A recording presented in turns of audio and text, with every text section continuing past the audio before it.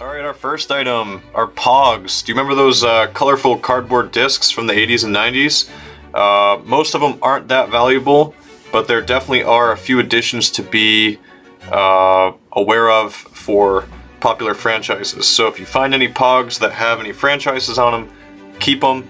Like Disney, Star Wars, keep them, and they probably have some value. Then we have the 1990s craze, these TY Beanie Babies. When everybody should have been investing in Amazon, people were instead investing in these lovely plushes that were sold everywhere from McDonald's to kiosks at the mall. These days, Beanie Babies are not worth much, but there are a couple, particularly the tie-dye models, that are worth a small fortune. Most of the time, you should steer clear of these and search for their enemies, the Furbies. And then we come to the vintage aluminum lunch boxes that all the cool kids in the 80s and 90s would carry around. The lunch boxes containing Power Rangers, Jurassic Park, the Mutant Ninja Turtles, or Star Wars, or musical bands like the Beatles are the ones that are worth the most. So if you see any of these at garage sales, definitely pick them up. You can probably get them for $1 or $2, and they sell between $20 to $50, maybe even $100, depending on if the condition is really nice.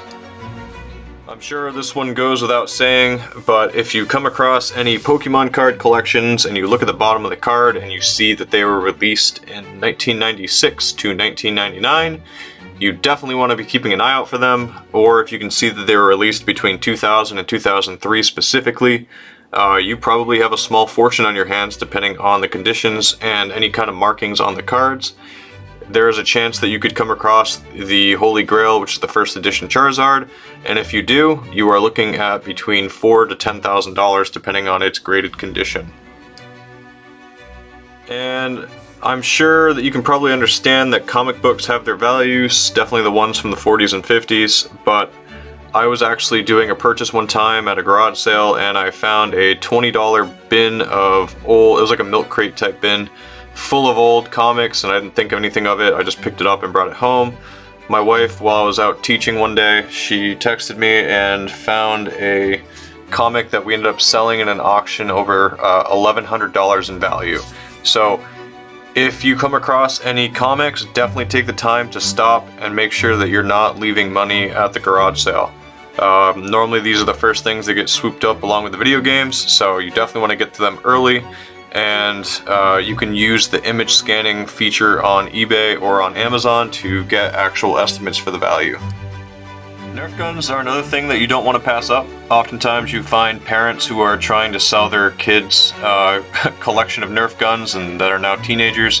Back in the day, their parents probably spent close to $1,000 buying all the parts and all the different pieces. They have over 20 pieces. These don't really sell well online. I would recommend that you bundle them up, and you can normally get between $100 and $150 if you have around 15 to 20 guns with a bunch of ammo. So these are great local sellers if you want a quick flip. If you can get a whole tote full of Nerf stuff for $20, $25, you can definitely flip it for $100 to $150 within a few days, especially in the summer. Vintage Transformer action figures go for an absurd amount of money. If you have the original ones from the mid 80s, you're looking at maybe $1,000 a piece. But normally, if you can find a good tote of Transformers action figures, you can probably sell them at auction for between $50 and $100, depending on how many you have. So definitely try to be buying these for like $1 a piece if you're at garage sales, because they do sometimes hold some surprise value. And then we've mentioned a few other action figures. You definitely don't want to pass up on any of the Avengers ones, the Marvel. Also, any old WE Reselling action figures actually sell pretty well. There's a few of them that I've sold for over $60. So if you can get these for like $1 a piece, it's definitely worth the time, because you can often piece them out or sell them at auction to get between $20 to $15 a piece. And believe it or not, another good item to be on the lookout for at garage sales are vintage video games and consoles. So I bet you didn't think I would say that, but yeah, there's good money to be made in flipping video game stuff.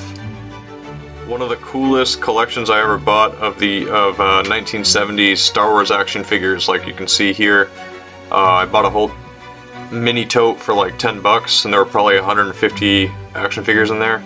But after I was done piecing them out, I probably made around $700. These things sell fast. There's people that will start messaging you within minutes to see if you have any others. So if you find any of the 1970s or 1980s Star Wars action figures, pay between $1 or $2 for them, and you will make a lot of money.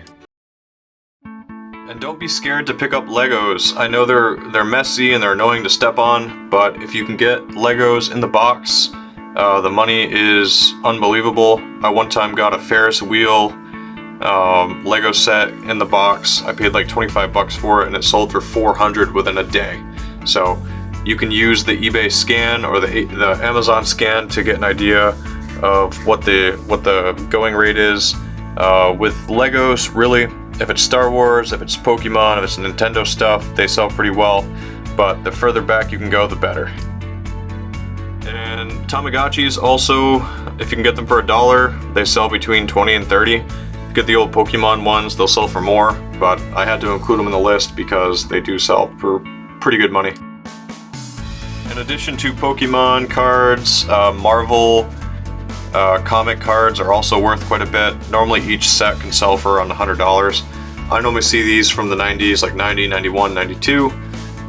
You may be wondering why I haven't mentioned sports cards, but that is because I do not sell them. I know there's a lot of money to be made of them, but I'm more of the collectibles nerdy stuff, not the sports people stuff. Also, vintage watches, any kind of watch you find can sell for some pretty decent money. If people are selling bunches of watches for like $1 or $2 at a garage sale, I'd say just pick them up. You can normally auction them off as like a junk drawer auction, where you just throw a bunch of stuff on a table and you take pictures. Those do pretty well. So always pick up watches, especially if they're made of metal or stainless steel. And I can't go on without saying to not only be looking out for vintage video games and consoles, but specifically be looking for handheld consoles like Game Boys and Nintendo DS's, Sony PSPs, the PSP Vitas, the Sega Game Gear. Anything that's handheld and has a screen is probably worth something. Even those old arcade handheld games like the Wheel of Fortune and the Jeopardy games are actually worth money. So always pick up handheld games if you can get them for cheap. And how on earth could I make a valuable collectibles items to be on the lookout for at garage sales list without mentioning Teenage Mutant Ninja Turtles? If you can find these, the ones from the 80s and the 90s, They sell pretty well, between 5 to 20 a piece. There's a few of them that are worth like 800 to 1,000. I've never seen those, but if you can get these for a quarter, for 50 cents or $1, definitely be looking for these, because people literally make a living by having their niche be action figures, and Mutant Ninja Turtles, Power Rangers, and Star Wars are normally the holy grails for them. And I know, I have to include it, there's people that say VHS tapes are worth money. I've never sold one for more than $15, but I guess there's this weird Black Diamond version VHS for the Disney movies that's actually worth something. So I've never actually seen one sell. I've never heard of someone buying them, but if you're into sealed VHS tapes, go for it. Knock yourself out. You could make some money on it. Also, when you are at garage sales, be on the lookout for any vintage technology, especially things that look like keyboards. A lot of old computers, especially the Commodore 64C, the Ataris, they had what looked like just keyboards, but those are actually computers, and you can pretty much always sell them between $200 and $500. If you come across something called an Atari Amiga, you have a small fortune there. Even old Apple products like the Apple iMacs that they used to make, those even go for $200. So if you find any vintage computers, any vintage computer parts, you definitely have some value there, and you do not want to pass those up. And last but not least, Power Rangers, action figures, and accessories go for an absurd amount of money sometimes. I bought a tote full of these for like 40 bucks one time at a garage sale, and I was going through, and these little accessories, they're the Power Ranging morphing things that you push a button and it like calls this big dinosaur thing.